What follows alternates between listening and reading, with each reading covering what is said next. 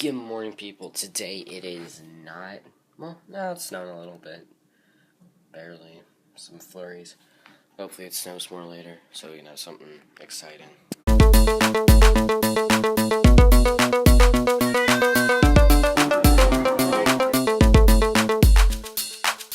This is about the closest you're going to get to a blizzard in Ohio. It was actually a bit windier earlier.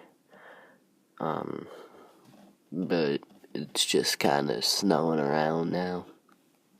But it's sticking a little bit, see. Fun fact, I actually thought about starting the daily vlogs on Valentine's Day last year. Just because I knew, that was definitely a snow day.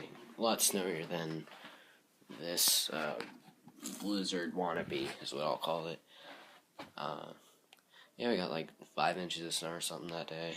We should have had school off, but that was a good day.